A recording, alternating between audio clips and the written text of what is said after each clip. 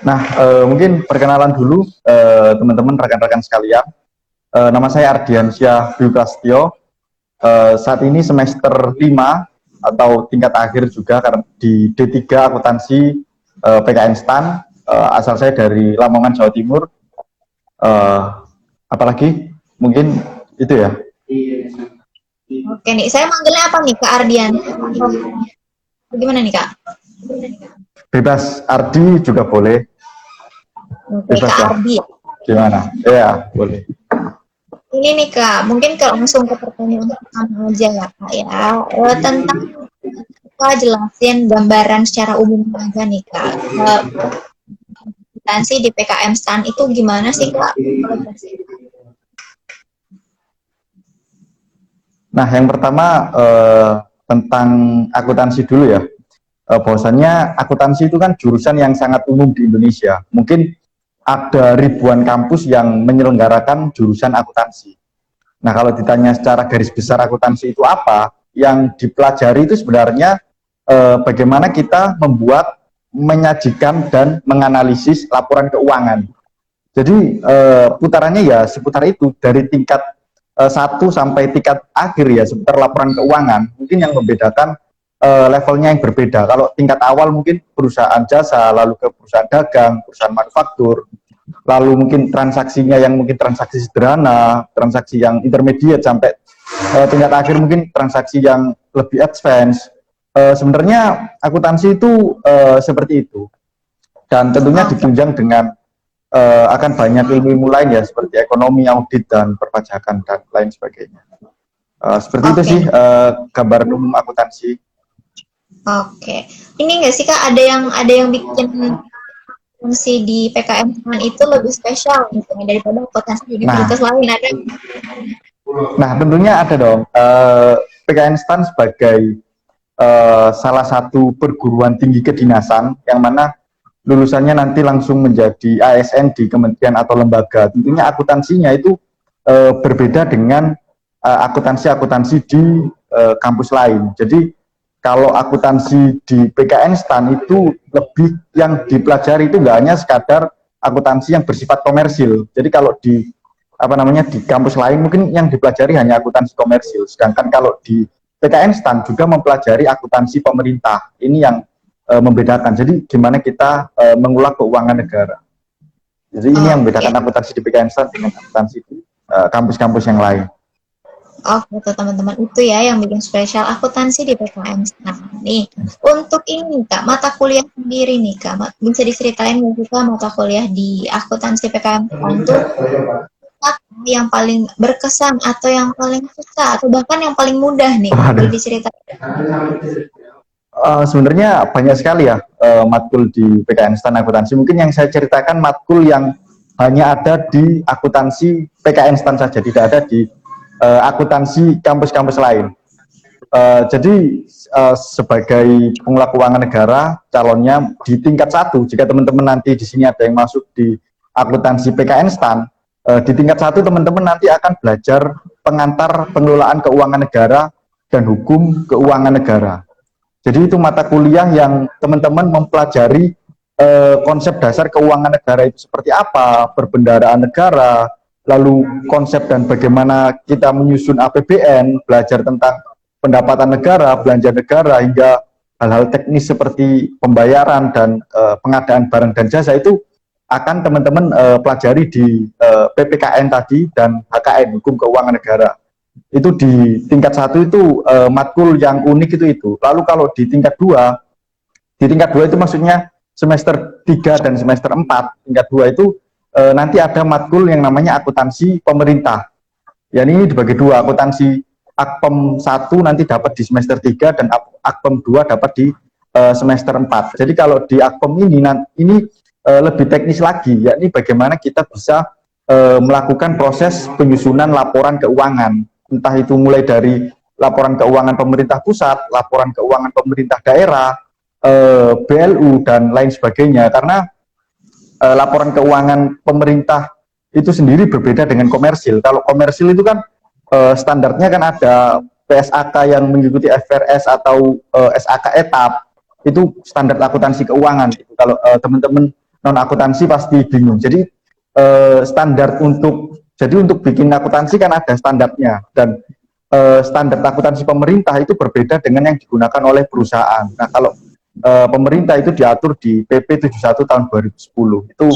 Itu yang kita pelajari di tingkat 2. Jadi gimana sih negara ini menyusun laporan keuangannya, APBN-nya, dan mempertanggungjawabkan uang pajak, bea cukai dan lain sebagainya. Itu di situ. Lalu ada juga matkul seperti sistem informasi akuntansi pemerintah. Kalau itu kita belajar lebih teknis sih, bagaimana kita menggunakan jadi aplikasi-aplikasi aplikasi laporan keuangan yang digunakan oleh pemerintah. Jadi kalau pemerintah dalam menyusun laporan keuangan itu ada yang namanya SPAN, sistem perbendaraan dan anggaran negara, lalu ada aplikasi Sakti, sistem aplikasi keuangan tingkat instansi, itu yang kita pelajari gitu. Jadi itu matkul-matkul yang outputnya adalah bagaimana lulusan akuntansi PKN STAN ini mampu menjadi pengelola keuangan negara, tidak hanya di Kementerian Keuangan tapi juga di lembaga-lembaga lainnya. Jadi nggak soal komersil saja yang kita kuasai, seperti itu. Oke nih Kak, tadi juga sepertinya ada banyak ya yang Kakak sampaikan nih. Untuk ini sendiri nih Kak, itu misalnya itu seperti apa nih Kak untuk di akuntansi instan nih Kak? Boleh diceritain nggak nih Kak? Untuk apa? Untuk apa? Praktikum ini Kak. Praktikum? Iya. Praktikum apa? Oh, praktikum. Seperti apa? Oke. Kalau bentuk praktikum di jurusan akuntansi sebenarnya nggak ada nggak ada praktikum secara khusus. Lebih banyak praktikumnya itu ya kita latihan secara langsung di perkuliahan. Jadi praktikumnya ya soal-soal kasus, gimana kasus instansi atau satker pemerintah ini itu transaksi keuangannya seperti ini, bagaimana cara penjurnalannya, bagaimana cara penyusunan laporan keuangannya dan lain sebagainya. Itu praktikum-praktikum yang biasa dipelajari dan itu menjadi rutinan bagi teman-teman di akuntansi PKN STAN. Apalagi basis kita kan vokasi ya, jadi banyak prakteknya. Jadi kita banyak belajar gimana sih ada kasus seperti ini, lalu penyusunan pembuatan laporan keuangannya. Seperti itu sih. Jadi selama PJJ juga seperti itu. Oke nih Kak, untuk program magang atau biasanya disebut PKL, kalau di STAN ada nggak sih Kak yang kayak gitu Kak? Nah, kalau untuk program magang ada, itu mau magang untuk teman-teman di D3 itu nanti setelah semester 5. Jadi ini nanti saya saat ini kan masih menempuh semester 5. Jadi rencananya sekitar bulan Februari nanti ada yang namanya magang atau PKL. Nah, magangnya di situ itu kebanyakan memang di instansi-instansi pemerintah. Jadi kalau teman-teman di PKN STAN ya ada yang magang di Direktorat Jenderal Pajak. Kalau akuntansi itu lebih bisa fleksibel ya, magang di mana saja, bahkan di Kementerian BUMN dan kementerian-kementerian lainnya, karena semua instansi pemerintah tersebut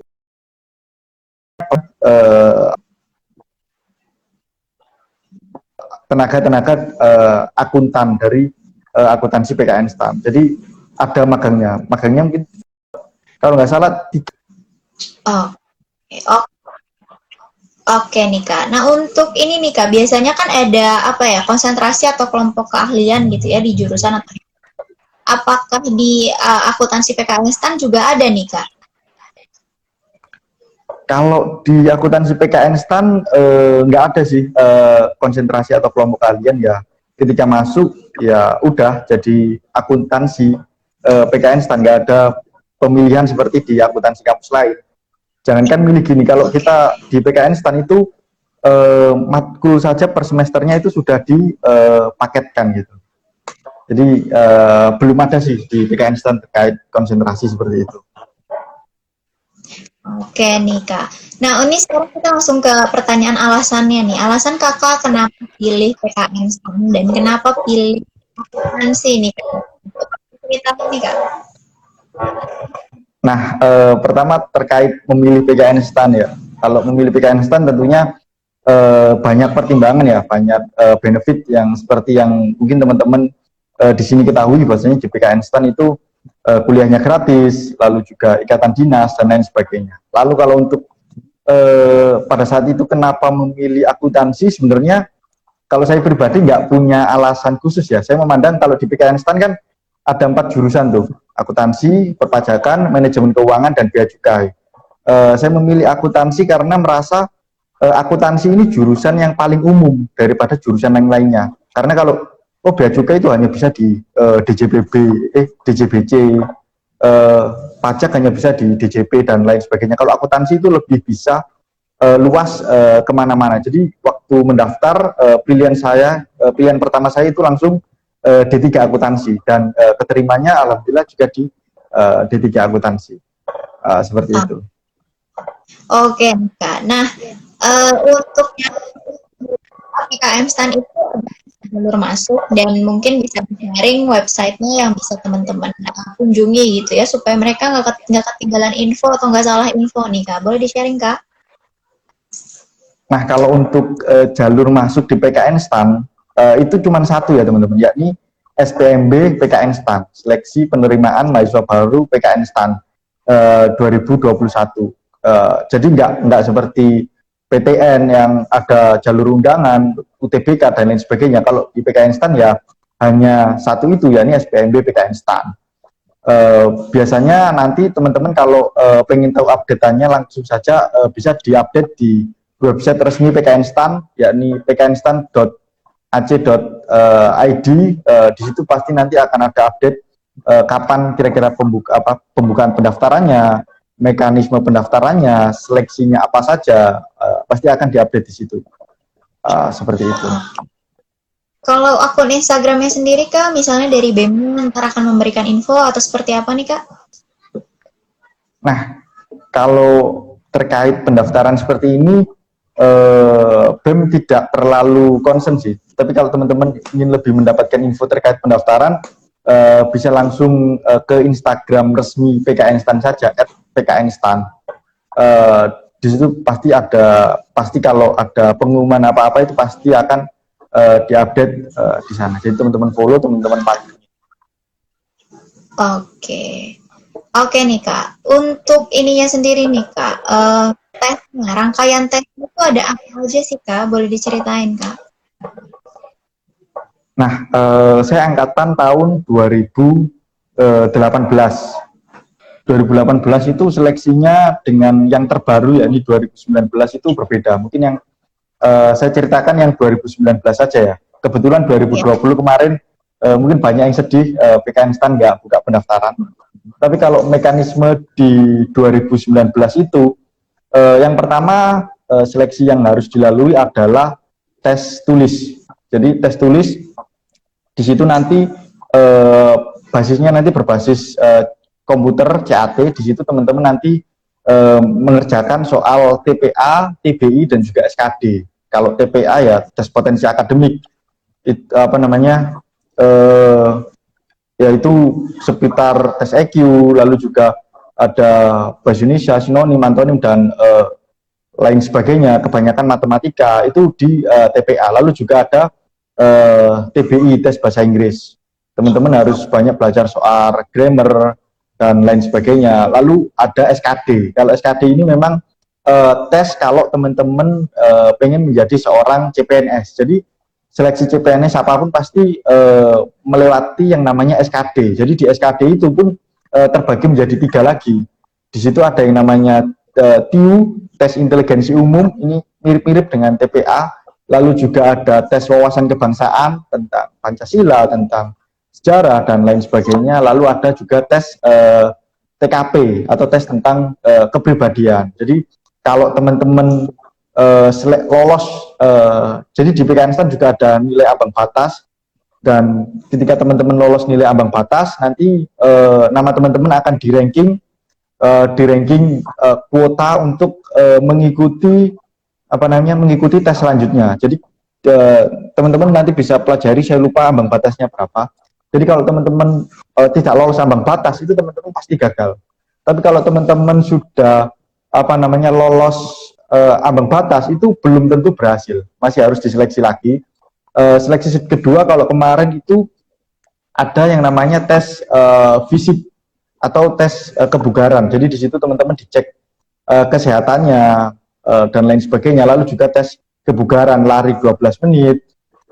Kalau bea cukai itu ada push up, sit up dan lain sebagainya. Kalau teman-teman lolos lalu setelah tes fisik tadi, TKK tadi, kesehatan dan kebugaran, ada yang namanya psikotes. Itu tes itu untuk angkatan 2019 kemarin. Dan kalau teman-teman lolos ketiga tes tersebut, di ranking secara nasional dan teman-teman masuk kuota, teman-teman akhirnya masuk di PKN STAN. Jadi kalau kemarin pendaftar PKN STAN mungkin sekitar 100.000 lebih ya, saya nggak tahu jumlahnya berapa.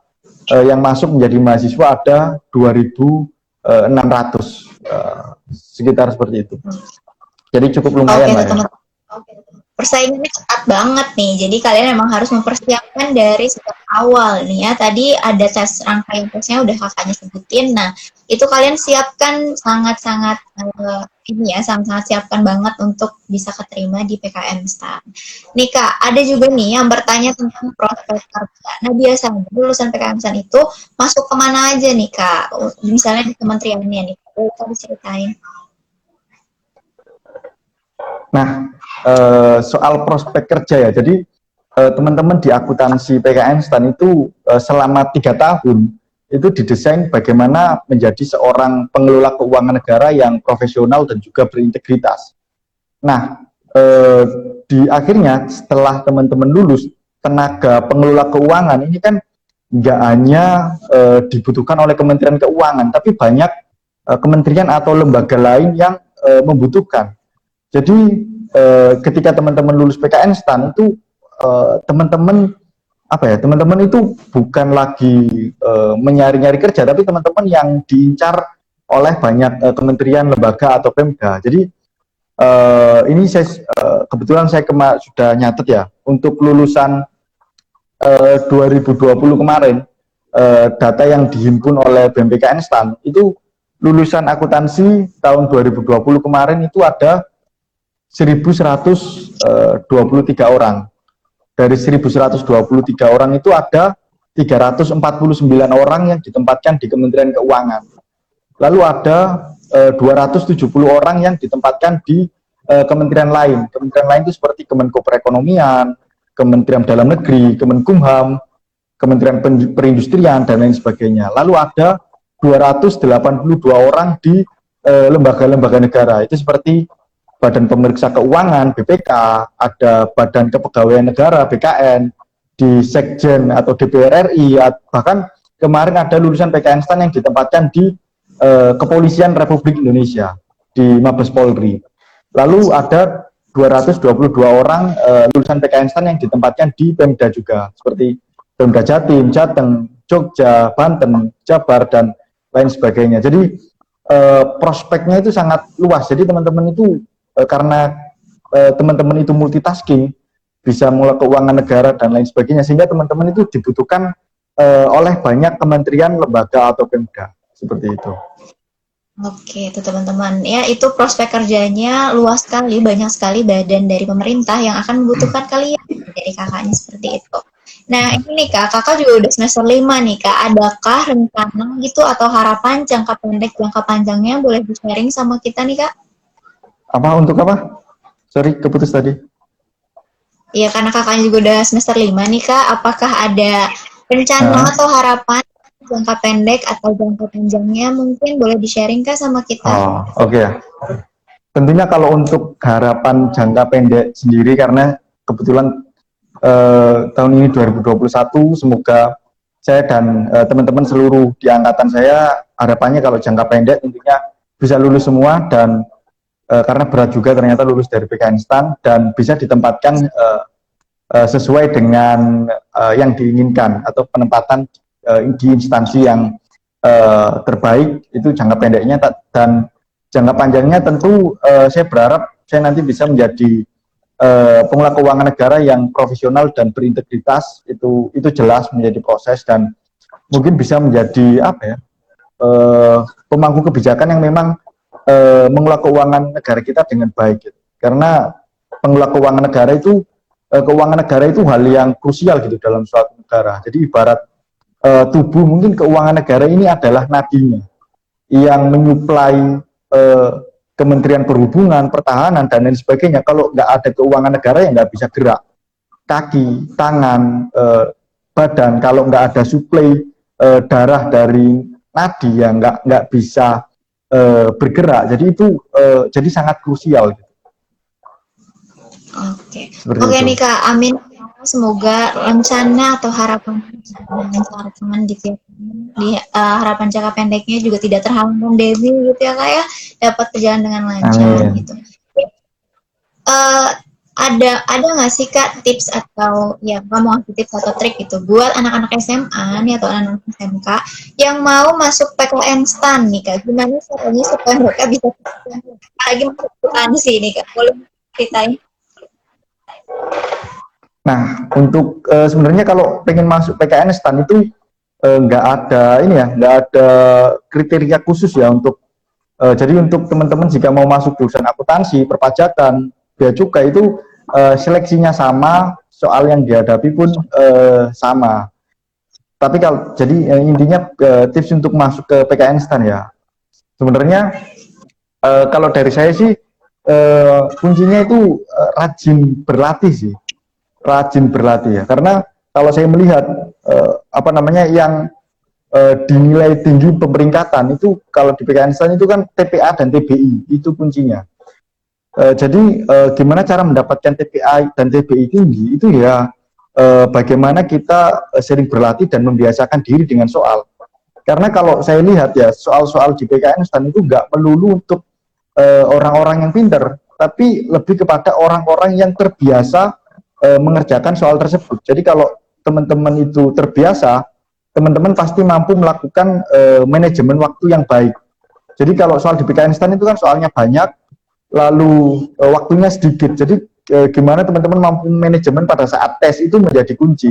Jadi mampu memilah, oh soal ini yang mampu ku kerjakan, oh ini dilewati, dan lain sebagainya. Dan gimana kita bisa mengerjakan hal tersebut ya dengan sering-sering melakukan latihan. Itu kuncinya sih, latihan. Ya selain itu mungkin tipsnya ya tentunya berdoa, segi spiritual. Kalau itu ditelatenin aja, mulai dari sekarang mungkin sebelum ada pengumuman, ketika teman-teman pesaing yang lain masih beristirahat, teman-teman sudah langsung gas latihan, pasti teman-teman bisa dimudahkan untuk masuk ke PKN STAN. Gitu. Oke tuh teman-teman, kuncinya latihan gitu. Nah ini nih Kak, Kakak juga sebagai Wapres BEM dari PKM STAN ya Kak ya. Kenapa sih Kak alasannya Kakak untuk ingin aktif juga nih Kak di organisasi? Boleh diceritain nggak sih Kak? Nah, kenapa aktif juga di organisasi ya? Yang pertama jelas ini ya, ada dua. Jadi dalam hidup ini kan ada konsep yang namanya give and take. Give itu bagaimana kita bisa memberi. Jadi, oh saya 3 tahun di kampus ini telah memberikan banyak hal untuk saya ya, dengan mengikuti BEM, saya harap saya bisa memberikan kebermanfaatan bagi kampus ya, walaupun itu hanya sangat sedikit ya kebermanfaatan yang bisa saya berikan ke kampus untuk mahasiswa lain, tapi saya selalu berusaha untuk memberikan kebermanfaatan. Itu satu. Terus yang kedua adalah prinsip take, yaitu dengan mengikuti organisasi itu nggak hanya soal apa yang kita beri, tapi juga kita akan menerima banyak hal. Karena lulusan PKN STAN yang dibutuhkan itu nggak hanya soal skill-skill pengelola keuangan negara, skill-skill akademik itu saja yang dibutuhkan, tapi juga soft skill, bagaimana kita bekerja sama dengan orang lain, memimpin, berkomunikasi, itu menjadi kunci penting untuk bisa. Makanya kan ada pepatah lama yang mungkin sudah basi ya teman-teman, sering mendengar kenapa IPK itu kok cuman 4 di kelas, karena yang 96 itu berada di luar kelas, di organisasi, di kepanitiaan, dan lain sebagainya. Jadi diharapkan, saya harap dengan saya mengikuti BEM, dan alhamdulillah juga kemarin terpilih, tapi tahun ini sudah mau demisioner, sudah akhir periode, saya harapkan ya saya bisa memberikan bermanfaatan dan saya bisa terus senantiasa mengasah skill saya menjadi lebih baik lagi. Itu sih. Dan kenapa saya ikut BEM ya biar 3 tahun di PKN STAN itu nggak akademik melulu gitu. Jadi agar kehidupan teman-teman di kampus itu lebih berwarna. Itu menjadi kunci penting. Oke tuh teman-teman. Jadi kunci pentingnya adalah gimana kita bermanfaat buat lingkungan dan juga memberikan warna ya Kak ya selama masa Ya. perkuliahan. Nah ini menyangkut tentang masih tentang organisasinya Kakak. Gimana sih Kak cara time management Kakak nih supaya antara organisasi tetap aktif lalu misalnya dari akademik juga tetap menunjang gitu. Bisa di kita Kak. Nah, jadi prinsip di PKN STAN itu akademik itu tetap yang nomor satu. Itu merupakan suatu hal yang mutlak. Jadi akademik itu nomor satu, tapi bukan hal satu-satunya. Jadi bagaimana cara kita melakukan manajemen waktu? Yang jelas pertama yang kita nomor satukan ketika menjadi mahasiswa PKN STAN ya jelas adalah akademik terlebih dahulu. Kita harus mampu mengukur diri kita. Oh, ketika saya mengikuti organisasi dan lain sebagainya, apakah saya tetap mampu mengikuti akademik? Itu kita ukur dan sebenarnya pun untuk membagi waktu sih kerjakanlah kalau bisa itu akademik itu didahulukan baru mengerjakan tugas-tugas organisasi dan teman-teman harus harus mampu tahu diri, jangan sampai teman-teman terlanjur suka ikut organisasi, semua organisasi diikutin, akhirnya akademiknya chaos ya, jangan sampai seperti itu. Pun saya di PKN STAN di 2020 ini yang saya ikuti cuman BEM, saya nggak mengikuti organisasi UKM lain bahkan kepanitiaan lain selama 2020 ini. Jadi akademik itu yang utama. Jadi ketika kan ada yang namanya skala, kalau kita mau lebih rapi lagi kan kita bikin skala prioritas. Itu kan ada 4 yang penting, mendesak, lalu juga penting tapi nggak mendesak, nggak penting tapi mendesak, dan nggak penting dan nggak mendesak. Itu bagaimana kita menyusun itu ya, kita tetapkan dulu akademik dulu ini yang pertama, lalu kita bisa mengisi waktu luang di akademik tersebut dengan kegiatan-kegiatan lain di luar kelas. Kalau saya sih intinya seperti itu. Oke teman-teman, jadi yang masih mahasiswa nih kata kakaknya, yang penting adalah pertama tentukan dulu skala prioritasnya ya Kak ya, karena nanti tetap akademik harus nomor satu gitu. Mungkin Kak dari kami karena juga terbatas dari durasi waktu, mungkin hanya sekian nih sharing-sharingnya, sharing-sharingkan bagaimana. Mungkin kalau misalnya nanti kakaknya sharing tentang akuntansi gitu ya, tentang PKN STAN, boleh misalnya mau tulis artikel di website kami kali itu ya. Sebelumnya nih Kak, boleh kakak mau komitmen sama teman-temannya di sini gitu, boleh Kak? Apa? Boleh apa? Sorry. Closing statement nih Kak, sebelum kita akhiri nih Kak. Oh, closing statement. Closing statement yang jelas ini ya, teman-teman, kalau terutama bagi mungkin yang mendengarkan, kalau saya lihat mungkin yang mendengarkan di Instagram Intip Kuliah ini kebanyakan adalah teman-teman di SMA yang bingung memilih nanti teman-teman akan melanjutkan di mana. Terutama kalau dari saya yang pertama jelas adalah semangat ya teman-teman, jangan sampai masa teman-teman saat ini kalau 12 itu menurut saya adalah masa yang paling krusial dalam hidup, karena di masa kelas 12 itu teman-teman akan menentukan bahwasanya teman-teman akan melangkah kemana. Jadi ibaratnya kelas 12 itu teman-teman ada di persimpangan jalan. Jadi misal apakah teman-teman akan memilih untuk kuliah, apakah teman-teman memilih untuk langsung bekerja atau menikah dan lain sebagainya. Teman-teman ada di persimpangan jalan itu, dan jangan sampai teman-teman salah memilih jalan. Dan tentunya untuk melewati jalan tersebut, teman-teman nggak bisa hanya sekadar berjalan kaki, tapi teman-teman harus melewati persimpangan jalan tersebut agar cepat bisa sampai ke tujuan. Adalah setelah kita memilih tujuan yang tepat, ya kita harus punya kendaraan. Bagaimana kita menyiapkan kendaraan? Ya teman-teman sedini mungkin itu harus rajin-rajin belajar menginvestasikan waktu yang teman-teman punya sekeras mungkin untuk mempersiapkan memasuki persimpangan tersebut. Karena mungkin kalau teman-teman di sini ya mungkin di sini ada yang pengen masuk ke PKN instan lalu capek belajar, ya itu memang capek belajar itu memang wajar, itu hal yang lumrah, tapi jangan sampai teman-teman kalah akan lelah tersebut. Itu memang nggak enak. Ibaratnya mungkin teman-teman ada dikasih dua makanan lah, mie instan dan juga pare. Mungkin kebanyakan teman-teman akan memilih mie instan. Kenapa? Karena mie instan itu sudah murah, enak, dan lain sebagainya. Tapi kalau pare itu pahit, nggak enak, masaknya ribet. Itu jangka pendek. Tapi jangka panjangnya, mie instan itu nutrisinya minim. Kalau kebanyakan juga nggak sehat. Sedangkan pare itu banyak sekali nutrisi yang baik untuk tubuh. Ya jika teman-teman berusaha saat ini sering belajar, itu memang nggak enak, itu memang pahit, tapi percayalah teman-teman ke depan pasti akan mendapatkan buah manis dan manfaatnya, daripada teman-teman hanya sekadar berleha-leha di titik yang krusial. Nah, seperti itu. Oke, tuh teman-teman, keren banget nih motivasi dari kakaknya. Gimana caranya kalian menginvestasikan waktu kalian dari sekarang gitu. Nah, mungkin udah sekian Kak sharing-sharing hari ini. Saya dari tim Intip Kuliah sangat-sangat terima kasih nih kakaknya sudah mau meluangkan waktunya juga sharing-sharing singkat gitu ya Kak ya